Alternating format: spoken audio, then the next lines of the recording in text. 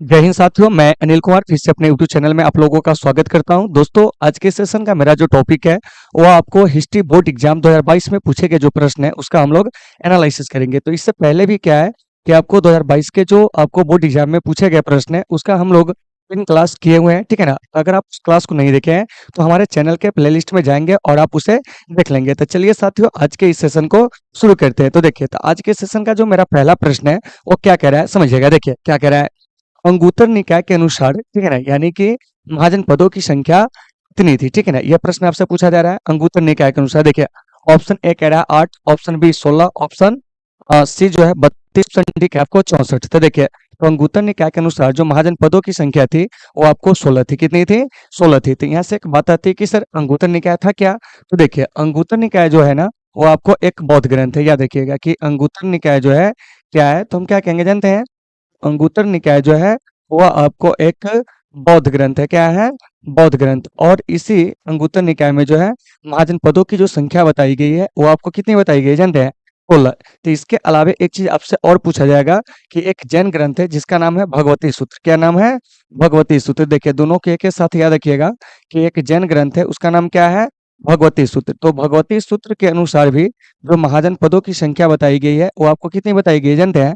तो वो आपको 16 तक। कभी कभी आपके एग्जाम में प्रश्न पूछा जाएगा कि बताइए कि जैन ग्रंथ भगवती सूत्र के अनुसार महाजन पदों की संख्या कितनी थी, तो क्या कहेंगे? 16। और इधर जो है बौद्ध ग्रंथ अंगुत्तर निकाय के अनुसार महाजन पदों की संख्या कितनी थी, तो क्या कहेंगे जानते हैं? 16। तो फिर यहाँ से एक बात आती है कि आपको जो 16 महाजन पद थे उस 16 महाजन पदों में सबसे शक्तिशाली महाजन पद कौन था। तो देखिए, तो 16 महाजन पद में जो सबसे शक्तिशाली जो आपको क्या था महाजन पद, वो आपको मगध था। कौन था? मगध था। और इस मगध की जो राजधानी थी वो आपको गिरिव्रज थी। कहाँ थे? गिरिव्रज थी, ठीक है ना। अगर गिरिव्रज अगर आपके ऑप्शन में नहीं रहे तो आप कहेंगे राजगिरी। क्या कहेंगे?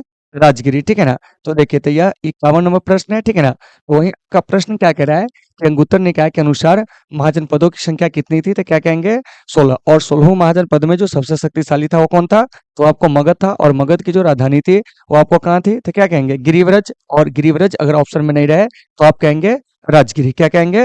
राजगिरी, ठीक है ना। तो 51 नंबर प्रश्न का जो सही आंसर हो जाएगा वो आपको बी हो जाएगा। क्या हो जाएगा? बी हो जाएगा। चलिए अब चलते हैं अगले प्रश्न की ओर। देखिए, अगला प्रश्न क्या कह रहा है इस पर भी हम लोग चर्चा करेंगे। अगर आप लोग इसका आंसर दे सकते हो तो फिलहाल दे सकते हो, ठीक है ना। उसके बाद हम आगे बढ़ेंगे, ठीक है ना। तो चलिए, आप लोग अपना पॉइंट बॉक्स खुला हुआ है, आप वहां से आंसर देना स्टार्ट करेंगे। देखिए क्या कह रहा है, सुनिए।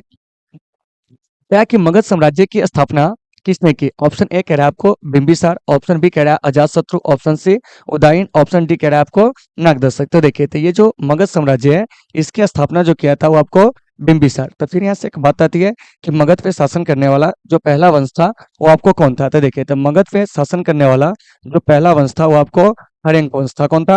हर्यंक वंश था, ठीक है ना। इसके बाद जो आता है क्या है, आता है वो आपको शिशुनाग वंश। कौन आता है? शिशुनाग वंश। तो इसे भी आपको याद रखना है। शिशुनाग वंश के बाद जो आता है वो आपको नंद वंश। कौन आता है? नंद वंश। और नंद वंश के बाद जो आता है वो आपको मौर्य वंश। कौन आता है? मौर्य वंश। तो इसे भी आप याद रखेंगे, ठीक है ना। ये प्रमुख जो है, ये मतलब चार वंश जो आपको मगध पर क्या करता है कि आपको शासन करता है, ठीक है ना। तो इस सब के बारे में हम लोग क्या करेंगे कि आपको चर्चा करेंगे, ठीक है ना। तो ये जो देख रहे हैं हर्यक वंश, तो इसी हर्यक वंश के संस्थापक जो थे कौन थे? बिंबिसार थे, ठीक है ना। और इसी बिंबिसार को मगध साम्राज्य का क्या कहा जाता था? आपको संस्थापक कहा जाता था। फिर यहाँ से एक प्रश्न आएगा कि सर हर्यंक वंश के जो संस्थापक थे वो आपको कौन थे। तो देखिए, तो ये जो आप देख रहे हैं हर्यंक वंश, ठीक है ना, इसके जो संस्थापक थे वो आपको बिंबिसार थे। कौन थे? बिंबिसार। इसे आप अच्छे से याद रखेंगे। वहीं आपको पूछा जाएगा कि शिशुनाग वंश के संस्थापक कौन थे। तो साथियों, शिशुनाग वंश के जो संस्थापक थे ना वो आपको शिशुनाग थे। कौन थे? शिशुनाग थे। इसे याद रखिएगा। नंद वंश के संस्थापक जो थे वो आपको महापद्मनंद थे। कौन थे? महापद्मनंद। और इधर बच गया आपको मौर्य वंश थे। इसके संस्थापक जो थे वो आपको चंद्रगुप्त मौर्य थे। कौन थे? चंद्रगुप्त मौर्य थे। देखिए, तो आपके एग्जाम में ये प्रश्न पूछे जाएंगे, ठीक है ना, कि बताइए कि मगध पे शासन करने वाले वंशों को जो है वो आपको क्रम से सजाया। क्या करें? क्रम से सजाए, ठीक है ना। तो इन सभी चीजों को आपको अच्छे से याद रखना है। तो फिर यहाँ से क्वेश्चन आता है, क्या जानते हैं कि आपको ये जो आपको मौर्य वंश है, ठीक है ना, इसने अपनी राजधानी जो बनाई थी वो कहाँ बनाई थी। तो देखिए, तो मौर्य वंश की जो राजधानी थी ना, ये बराबर अक्सर आपके एग्जाम में पूछ दिए जाते हैं। तो मौर्य वंश की जो राजधानी थी वो आपको कहाँ थी जानते हैं? तो वो आपको पाटलिपुत्र। कहाँ थे? पाटलिपुत्र। और पाटलिपुत्र नगर की जो स्थापना करता है वो आपको उदयन करता है। यहाँ से इस चीज को भी आपको अच्छे से याद रखना है कि पाटलिपुत्र नगर की स्थापना जो किया था कौन किया था, तो आपको उदयन ने। और यह जो पाटलिपुत्र है गंगा, सोन और पुनपुन तीनों नदियों के संगम पर क्या है कि आपको स्थित है। तो आपका प्रश्न क्या कह रहा है कि मगध साम्राज्य की स्थापना किसने की थी, तो हमारा जो सही आंसर हो जाएगा ऑप्शन नंबर ए, यानी कि बिंबिसार। क्या हो जाएगा, बिंबिसार। तो उम्मीद है कि सारे लोगों को ये सभी चीज होंगे समझ में आ गए होंगे, ठीक है ना। अब चलिए अगले प्रश्न की ओर चलते हैं। अगला प्रश्न हमारा क्या कह रहा है, इस पर हम लोग चर्चा करेंगे। देखिए क्या कह रहा है, सुनिए। कह रहा है कि चंद्रगुप्त मौर्य का शासनकाल कब से कब तक था। तो देखिए चंद्रगुप्त मौर्य का जो शासनकाल था, ठीक है ना, वो आपको 323 ईसा पूर्व से 298 ईसा पूर्व, ठीक है ना। तो ये जो बात आती है कि चंद्रगुप्त मौर्य ये थे कौन, तो देखिए चंद्रगुप्त मौर्य जो थे वो आपको मगध साम्राज्य के, सॉरी मगध कहते हैं, यानी कि मौर्य एम्पायर के ये क्या थे कि आपको संस्थापक थे। यानी कि अगर आपसे प्रश्न पूछा जाए कि बताइए कि मौर्य साम्राज्य के जो संस्थापक थे वह कौन थे, तो याद रखिएगा कि ये जो मौर्य साम्राज्य देख रहे हैं इसके जो संस्थापक थे यानी कि फाउंडर, ठीक है ना, वह आपको चंद्रगुप्त मौर्य थे। कौन थे, चंद्रगुप्त मौर्य, ठीक है ना। तो इन चीजों को भी आपको अच्छे से याद रखना होगा क्योंकि आपके एग्जाम में क्वेश्चन जो होते हैं पूछ लिए जाते हैं कि बताइए कि मौर्य वंश के संस्थापक कौन थे, तो क्या कहिएगा, चंद्रगुप्त मौर्य। क्या कहेंगे, चंद्रगुप्त मौर्य, ठीक है ना। फिर यहाँ से मौर्य वंश के अंतिम शासक के बारे में पूछा जाएगा। तो मौर्य वंश का जो अंतिम शासक थे वो आपको बृहद्रथ थे। कौन थे, बृहद्रथ। तो इन चीजों को भी आपको अच्छे से याद रखना है। फिर यहाँ से एक बात आती है कि सर मौर्य वंश की स्थापना कब होती है, ये भी तो प्रश्न पूछा जाएगा। तो देखिए मौर्य वंश की जो स्थापना होती है ना, ठीक है ना, वो आपको 323 ईसा पूर्व में, और यह वंश 185 ईसा पूर्व तक क्या करता है कि आपको शासन करता है। मतलब कि 323 ईसा पूर्व से 185 ईसा पूर्व तक, ठीक है ना, मगध पे जो शासन करने वाला वंश होता है वो आपको कौन होता है जानते हैं, तो वह आपको मौर्य वंश होते हैं। कौन होते हैं, मौर्य वंश। इसीलिए मौर्य वंश का शासनकाल कहेंगे तो 323 से आपको 185 ईसा पूर्व में, ठीक है ना। तो इस वंश के वैसे तो बहुत सारे शासक हुए, लेकिन इसके 3 प्रमुख शासकों के बारे में आपको याद रखना है। तो देखिए तो इसके जो प्रथम शासक थे वो आपको चंद्रगुप्त मौर्य। कौन थे, चंद्रगुप्त मौर्य। तो ये जो चंद्रगुप्त मौर्य है, ठीक है ना, चाणक्य के सहयोग से मौर्य वंश की क्या कहते हैं, स्थापना किए थे। चंद्रगुप्त मौर्य का जो शासन काल है साथियों वो क्या है, इसे सबसे पहले जानते हैं। तो ये आपको 323 ईसा पूर्व से 298 ईसा पूर्व। देखिए यहाँ पे सबसे पहला चीज यही, आपसे प्रश्न में तो यही पूछा जा रहा है ना कि चंद्रगुप्त मौर्य का शासनकाल कब से कब तक था, तो क्या कहिएगा, 323 से 298 ईसा पूर्व, ठीक है ना। उसके बाद दूसरा शासक जो है वो आपको बिंदुसार है। कौन है, बिंदुसार, यहाँ से याद रखेंगे। और तीसरा शासक जो है वो आपको कौन है, अशोक है। कौन है, अशोक है। तो देखिए तो मौर्य वंश के इन सभी शासकों का नाम आपको याद रखना है। ये 3 प्रमुख शासक हुए थे। यहाँ से एक प्रश्न आएगी सर कि बताइए कि ये जो आपको चंद्रगुप्त मौर्य है, क्या है, चंद्रगुप्त मौर्य, ठीक है ना, इसके शासनकाल को तो आप बता दिए। यहाँ से जरा सा हमें ये बताइए बिंदुसार का जो शासनकाल है क्या है, तो इसका शासनकाल 298 बीसी से 273 बीसी, यानी कि बीसी मतलब हो गया बिफोर क्राइस्ट, यानी कि ईसा पूर्व, ठीक है ना। और अशोक का शासनकाल जो है वो आपको 273 बीसी से, ठीक है ना, 236 बीसी, कहीं कहीं आपको 233 बीसी भी देखने को मिलेंगे। तो देखिए तो यहाँ से आपका प्रश्न कर रहा है कि चंद्रगुप्त मौर्य का शासनकाल कब से कब तक था, तो क्या कहेंगे, 323 से 298 ईसा पूर्व। इसी में पूछ देंगे अशोक का, तो क्या कहिएगा आप, 273 से कितना जानते हैं, 236 ईसा पूर्व। और इसी में पूछ दिया जाएगा बिंदुसार का, बिंदुसार का शासनकाल कितना हो जाएगा, तो 298 से 273 ईसा पूर्व। तो इन सभी चीजों को साथियों आपको अच्छे से क्या करना है, याद रखना है। तो उम्मीद है कि आप इन सारे चीजों को समझ गए होंगे, ठीक है ना। चलिए अब चलते हैं अगले प्रश्न की ओर। अगला प्रश्न हमारा क्या कह रहा है, इस पर हम लोग चर्चा करेंगे। देखिए कह रहा है विक्रमादित्य की उपाधि किस सम्राट ने ग्रहण की थी, ठीक है ना। ऑप्शन ए कह रहा है चंद्रगुप्त मौर्य, चंद्रगुप्त द्वितीय, समुद्रगुप्त, स्कंदगुप्त। तो ये जो देख रहे हैं आप विक्रमादित्य, इसकी जो उपाधि धारण किए थे चंद्रगुप्त द्वितीय ने। किसने धारण किया था, चंद्रगुप्त द्वितीय ने। तो इन चीजों को आपको अच्छे से क्या करना है, याद रखना है। तो फिर यहाँ से एक बात आती है कि सर चंद्रगुप्त प्रथम ने कौन सी उपाधि धारण की थी, तो देखिए तो चंद्रगुप्त प्रथम ने एक उपाधि धारण किया था, वह था आपको महाराजा धीराज। क्या था, महाराजा धीराज। तो आपसे प्रश्न पूछा जाएगा कि बताइए कि गुप्त वंश का पहला राजा कौन था जिसने महाराजा धीराज की उपाधि धारण किया था, तो क्या कहेंगे, चंद्रगुप्त प्रथम। और चंद्रगुप्त प्रथम को गुप्त वंश का क्या कहा जाता है जानते हैं, तो आपको वास्तविक संस्थापक कहा जाता है। क्या कहा जाता है, वास्तविक संस्थापक। तो इन चीजों को भी आपको अच्छे से याद रखना है कि गुप्त वंश के जो वास्तविक संस्थापक थे कौन थे, चंद्रगुप्त प्रथम, जिन्होंने महाराजा धीराज की उपाधि को क्या किए थे, धारण किए थे। तो उम्मीद है कि आपको ये चीजें समझ में आ गए होंगे। उसके बाद है चंद्रगुप्त द्वितीय। तो देखिए तो चंद्रगुप्त द्वितीय ने जब शकों को हराया था तो इस उपलक्ष्य में उसने क्या किया था जानते हैं, कि आपको चांदी का सिक्का जारी किया था। क्या किया था, चांदी का जो सिक्का था उसको क्या किया था कि आपको जारी किया था। फिर गुप्त वंश का एक राजा था समुद्रगुप्त, ठीक है ना। इसको कहा जाता है आपको भारत का नेपोलियन। क्या कहा जाता है? भारत का नेपोलियन। तो इन चीजों को भी आपको अच्छे से याद रखना है, ठीक है ना। तो अगर मैं आपसे प्रश्न पूछूं कि बताइए कि भारत का नेपोलियन किसे कहा जाता है, तो आप क्या कहेंगे जानते हैं? समुद्रगुप्त को। उसके बाद है स्कंदगुप्त। तो देखिए यह हुनों को परास्त करने वाला, ठीक है ना, वो आपको एशिया ही नहीं बल्कि यूरोप का यह क्या था, पहला शासक था। तो याद रखिएगा कि हुनों को क्या कहेंगे? हुनों को परास्त करने वाला जो पहला शासक था, ठीक है ना, वो आपको कौन था जानते हैं? स्कंद गुप्त था। कौन था?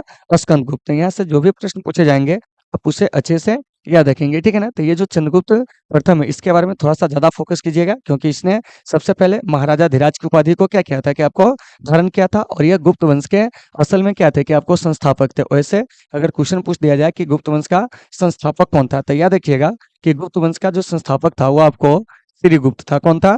श्रीगुप्त था। और श्रीगुप्त ने 240 ईस्वी में क्या किया था कि आपको गुप्त वंश की स्थापना किया था। क्या किया था? स्थापना किया था। कहाँ? तो आपको कौशाम्बी के निकट। कहाँ किया था? कौशाम्बी के निकट था। आपके एग्जाम में प्रश्न पूछ लिए जाते हैं कि गुप्त वंश की स्थापना 240 ईसा पूर्व में कहाँ हुई थी, तो कौशाम्बी के निकट हुई थी। और इसके जो संस्थापक थे वो कौन थे? तो कहेंगे श्रीगुप्त थे। लेकिन अगर इसके वास्तविक संस्थापक की अगर बात पूछी जाए तो वह कौन हो जाएंगे जानते हैं? तो वो आपको चंद्रगुप्त प्रथम। लेकिन यहाँ से आपका प्रश्न खड़ा है कि विक्रमादित्य की उपाधि कौन धारण किया था, तो चंद्रगुप्त द्वितीय ने। और एक चीज याद रखिएगा कि भारतीय इतिहास में अब तक आपको 14 राजाओं ने क्या किया था कि आपको विक्रमादित्य की उपाधि जो है वो आपको धारण किया हुआ है। जिसमें सबसे शक्तिशाली अगर पूछा जाए कि विक्रमादित्य की उपाधि कौन धारण किया था, तो हम क्या कहेंगे जानते हैं? तो आपको चंद्रगुप्त द्वितीय। यानी कि जितने भी लोग विक्रमादित्य की उपाधि धारण किए थे उसमें जो सबसे शक्तिशाली शासक था वो आपको कौन था जानते हैं? तो वो आपको चंद्रगुप्त द्वितीय था, ठीक है ना। तो इन सभी चीजों को अच्छे से याद रखना। और आप लोगों को समझ में आ रही है या नहीं आ रही है, आप लोग कमेंट करके बताओगे। चलिए अब चलते हैं अगले प्रश्न की ओर। देखिए अगला प्रश्न हमारा क्या कह रहा है कि अशोक किस वंश का शासक था। अभी जस्ट इसके बारे में चर्चा किए थे। देखिए कह रहा है नंद वंश, मौर्य वंश, गुप्त वंश, पाल वंश। क्या है? पाल वंश। तो देखिए तो ये जो अशोक है वो आपको मौर्य वंश का शासक था। और एक चीज याद रखिएगा, मौर्य वंश का यह आपको तीसरा शासक था। किस क्रम का शासक था? तीसरा क्रम का शासक था। तो देखिए तो मौर्य वंश से अगर कुछ क्वेश्चन पूछे जाएंगे आप उसे याद रखेंगे। जैसे मौर्य वंश की कभी कभी आपको राजधानी पूछ ली जाती है। तो देखिए तो इसकी जो राजधानी थी वो आपको पाटलिपुत्र थी। कहाँ थे? पाटलिपुत्र। इन चीजों को अच्छे से याद रखना है। फिर मौर्य वंश के जो संस्थापक थे, क्या थे? संस्थापक थे। इसे भी आप याद रखेंगे। मौर्य वंश के जो संस्थापक थे वो आपको चंद्रगुप्त मौर्य। कौन थे? चंद्रगुप्त मौर्य। और साथियों एक चीज याद रखिएगा कि चंद्रगुप्त मौर्य ने चाणक्य के सहयोग से मौर्य वंश के क्या किए थे कि आपको स्थापना किए थे। तो इन चीजों को अच्छे से याद रखना है। फिर यहाँ से क्वेश्चन पूछ लिया जाएगा कि गुप्त वंश का अंतिम शासक जो था वो आपको कौन था। देखिए ये बराबर आपके एग्जाम में पूछे जाते हैं। तो गुप्त वंश का जो अंतिम शासक था वो आपको बृहद्रथ था। कौन था? बृहद्रथ था। तो उम्मीद है कि आपको सारे चीज समझ में आ गए होंगे। और गुप्त वंश का अगर शासनकाल पूछा जाए कि मतलब गुप्त वंश मगध पर कब तक शासन किया था, इस बारे में अगर पूछा जाएगा, सॉरी गुप्त वंश कह रहे हैं, मौर्य वंश, ठीक है ना। तो आप यहाँ से याद रखिएगा क्या कि 323 ईसा पूर्व में इस वंश की क्या होती है कि आपको स्थापना होती है। और 185 ईसा पूर्व तक यह वंश क्या करता है कि आपको शासन करता है। देखिए एक लंबा शासन है इसका, क्या है? लंबा शासन है, ठीक है ना। और इसके अंतर्गत आपको कई सारे राजा जो होते हैं वो आपको मिलकर क्या करते हैं कि आपको शासन करते हैं, ठीक है ना। तो यहाँ से जो भी प्रश्न आएंगे आप उसे देख लेंगे। तो अशोक के बारे में पूछा जाएगा तो आप कहेंगे कि अशोक जो है मौर्य वंश का क्या था कि आपको तीसरा शासक था, ठीक है ना। नंद वंश के संस्थापक पूछा जाएगा तो देखिए तो नंद वंश के संस्थापक के बारे में याद रखिएगा, यह जो थे आपको महापद्म नंद। कौन थे? महापद्म नंद। और इसके अंतिम शासक पूछा जाएगा क्योंकि बराबर पूछा जाता है, तो आपको घनानंद। कौन है? घनानंद या घनानंद, ठीक है ना। दोनों नाम आप याद रख सकते हो, ठीक है ना। तो यहाँ से प्रश्न आती है कि नंद वंश के संस्थापक कौन थे, तो क्या कहिएगा? महापद्म नंद। और नंद वंश के अंतिम शासक कहेंगे तो आपको घनानंद या कहीं कहीं आपको देखने को मिलेंगे, क्या जानते हैं? घनानंद, ठीक है ना। तो जो आपको उच्चारण करने में सुविधा हो आप उसे क्या कर सकते हो, याद रख सकते हो, ठीक है ना। फिर यहाँ से गुप्त वंश का संस्थापक पूछा जाएगा तो आपको श्रीगुप्त। और आपको वास्तविक संस्थापक तो आपको चंद्रगुप्त प्रथम। तो इन सभी चीजों को आपको अच्छे से क्या करना है, याद रखना है, ठीक है ना। तो उम्मीद है कि आपको ये जो प्रश्न है समझ में आगे होंगे 55 नंबर। चलिए अब चलते हैं अगले प्रश्न को। देखिए अगला प्रश्न क्या कह रहा है इस पर हम लोग चर्चा करेंगे। देखिए क्या कह रहा है, सुनिए। मौर्य साम्राज्य का प्रथम शासक कौन था। तो देखिए तो मौर्य साम्राज्य का जो प्रथम शासक था वो आपको चंद्रगुप्त मौर्य था। देखिए तो चंद्रगुप्त मौर्य प्रथम शासक था। बिंदुसार जो था वह आपको मौर्य वंश का दूसरा शासक था। क्या था? दूसरा शासक था, ठीक है ना। और अशोक जो था वो आपको मौर्य वंश का तृतीय शासक था। क्या था? तृतीय शासक। और इसी अशोक का पुत्र जो होता है वो आपको कौन होता है? महेंद्र होता है, ठीक है ना। और एक पुत्री होती है संघमित्रा, जिसको बौद्ध धर्म का प्रचार प्रसार करने के लिए अशोक जो होता है उसको श्रीलंका भेज देता है। तो कभी कभी आपके एग्जाम में क्वेश्चन पूछ लिया जाएगा कि ये जो आपको संघमित्रा है, क्या है? संघमित्रा, ठीक है ना। और एक जो है इनके पुत्र, इनका नाम होता है महेंद्र। क्या है? महेंद्र। तो संघमित्रा और महेंद्र को अशोक ने बौद्ध धर्म का प्रचार प्रसार करने के लिए कहाँ भेजा था? तो हमारा सही आंसर हो जाएगा, आपको कहाँ जानते हैं? तो आपको श्रीलंका। क्या है? श्रीलंका या सिलोन। क्या कहेंगे? श्रीलंका या सिलोन, ठीक है ना। तो इन सभी चीजों को आपको अच्छे से याद रखना है। तो उम्मीद है कि सारे लोगों को ये सभी चीज होंगे समझ में आ गए होंगे। चलिए अब हम लोग चलते हैं अगले प्रश्न की ओर। हमारा अगला प्रश्न क्या कह रहा है, इस पर हम लोग चर्चा करते हैं। देखिए क्या कह रहा है, सुनिए। लेकिन इससे पहले आ जाइए कि जो प्रीवियस क्वेश्चन है वो आपको समझ में आई या नहीं आई, थोड़ा सा इसे आप पहले देख लीजिए। देखिए कह रहा है कि मौर्य साम्राज्य का प्रथम शासक कौन था?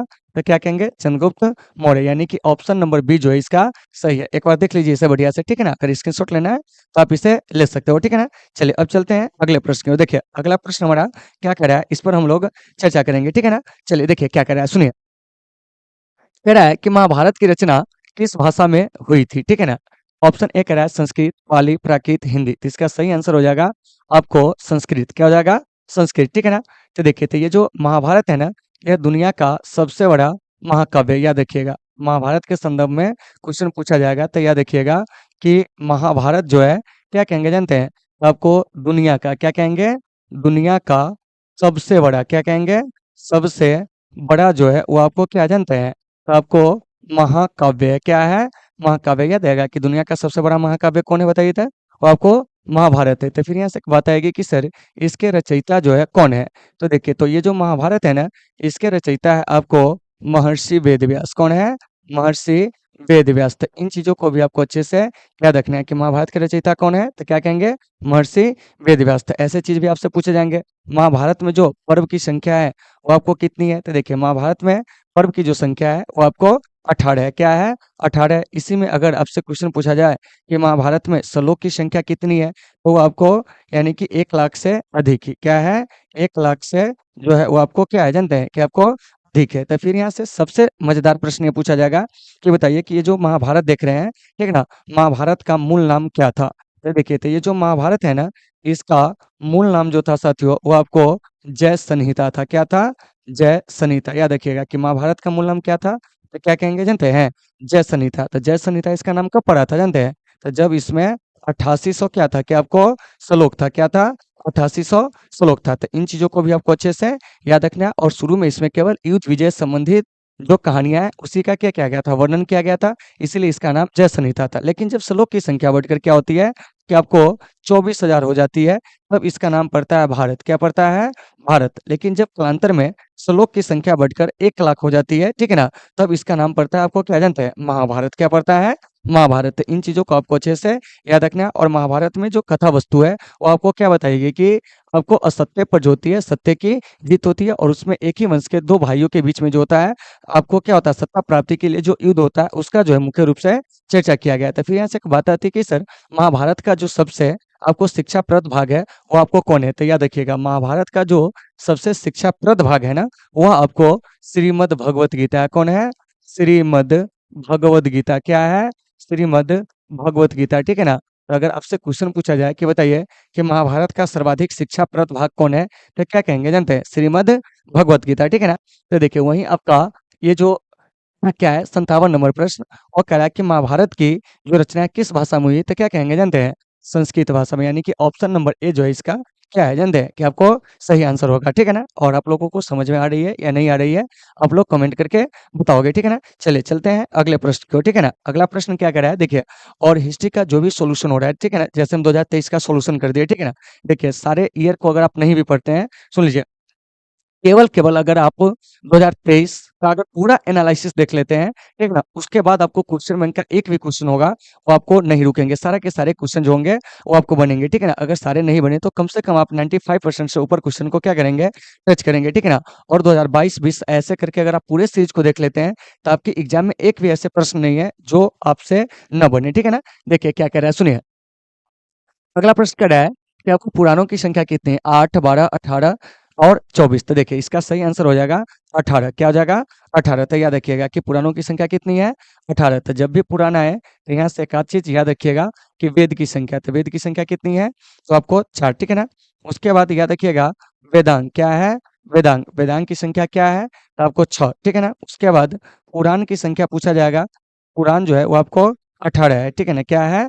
18 है। उसके बाद क्या होगा जानते हैं? अगला चीज याद रखिएगा, उपनिषद क्या है? उपनिषद, ठीक है ना। तो उपनिषद की संख्या कितनी है? तो उपनिषद की जो संख्या है वो आपको 108 है। क्या है? 108 है। तो इन चीजों को आपको अच्छे से क्या करना है कि आपको याद रखना है। क्या करना है? याद रखना है। ये आपके एग्जाम में हर हाल में आते हैं, ठीक है ना। इसमें से एक न एक प्रश्न जो होते हैं वो डेफिनेटली जो होते हैं आपके एग्जाम में आते हैं, तो आप उसे अच्छे से याद रखेंगे। तो वही कह रहा है कि पुराणों की संख्या कितनी है? अब क्या कहोगे? पुराणों की जो संख्या है वो आपको 18 है। क्या है? 18 है, ठीक है ना। तो यहाँ से एक बात आती है कि ये सभी जो देख रहे हैं ये क्या है? तो ये सभी के सभी जो है वो आपको ब्राह्मण ग्रंथ है। क्या है? ब्राह्मण ग्रंथ है। तो इन चीजों को अच्छे से याद रखना है। तो फिर यहाँ से आपका एक प्रश्न आएगा कि सर सबसे प्राचीन पुराण जो है कौन है? तो देखिए सबसे प्राचीन पुराण जो है वो आपको मत्स्य पुराण है। क्या है? मत्स्य पुराण है, ठीक है ना। तो इसके बारे में आपको याद रखना है। और एक पुराण जो है आपको वायु पुराण। क्या है? वायु पुराण, इसको भी आपको याद रखना है। और एक पुराण है आपको विष्णु पुराण। क्या है? विष्णु पुराण। तक कम से कम इस 3 पुराण के बारे में आपको जानकारी होनी चाहिए, क्योंकि आपके एग्जाम में यहाँ से क्वेश्चन जो होते हैं आपको पूछे जाते हैं। तो कहेंगे सर कैसा क्वेश्चन पूछा जाता है, जरा सा बताइए। तो सबसे पहले तो यही प्रश्न पूछा जाएगा कि सबसे प्राचीन और प्रमाणिक पुराण कौन है? तो हम कहेंगे मत्स्य पुराण। क्या कहेंगे? मत्स्य पुराण। लेकिन यहाँ से क्वेश्चन पूछा जाएगा कि मत्स्य पुराण से किस वंश की जानकारी मिलती है, ठीक है ना। तो देखिए तो मत्स्य पुराण से हमें सातवाहन, क्या कहेंगे? सातवाहन वंश की जानकारी मिलती है। वहीं आपको वायु पुराण से जो है इसकी जानकारी मिलती है, ठीक है ना। ये भी तो पूछा जाएगा। तो देखिए तो वायु पुराण से जो होते हैं ना वो आपको गुप्त वंश की जानकारी मिलती है। किसकी जानकारी मिलती है? गुप्त वंश की, ठीक है ना। उसके बाद है आपको विष्णु पुराण। तो देखिए तो विष्णु पुराण से जो है वो आपको मौर्य वंश की क्या होती है कि आपको जानकारी मिलती है। तो आपके एग्जाम में ऐसे प्रश्न भी पूछे जाते हैं कि मौर्य वंश की जानकारी किस पुराण से मिलती है? तो क्या कहिएगा? विष्णु पुराण से। किससे कहेंगे? विष्णु पुराण से, ठीक है ना। फिर पूछा जाएगा कि वायु पुराण से किस वंश की जानकारी मिलती है? तो क्या कहेंगे? आपको गुप्त वंश की। और मत्स्य पुराण से पूछा जाएगा तो आप क्या कहोगे? सातवाहन वंश की। और विष्णु पुराण से तो मौर्य वंश की। तो इन सभी चीजों को आपको अच्छे से क्या करना है? याद रखना है। तो उम्मीद है कि आपको ये जो 58 नंबर प्रश्न है वो आपको समझ में आ गए होंगे, ठीक है ना। चलिए अब चलते हैं अगले प्रश्न की ओर। देखिए अगला प्रश्न क्या कह रहा है, इस पर हम लोग चर्चा करेंगे। देखिए कह रहा है कि आश्रम व्यवस्था में कितने प्रकार के क्या है जानते हैं? कि आपको आश्रमों का उल्लेख है। क्या है? उल्लेख है। इसे जरा सा देखिएगा, ठीक है ना।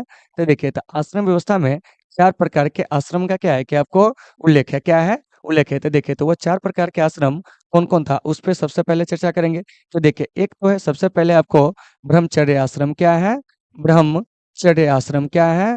ब्रह्मचर्य आश्रम, ठीक है ना। इसे आपको याद रखना है। क्या है? याद रखना है। दूसरा जो हो जाएगा वो आपको क्या हो जाएगा जानते हैं? तो वो हो जाएगा आपको गृहस्थ आश्रम। क्या हो जाएगा? गृहस्थ आश्रम। क्या हो जाएगा? गृहस्थ आश्रम। क्या है? गृहस्थ आश्रम। और तीसरा जो हो जाएगा वो आपको क्या हो जाएगा जानते हैं?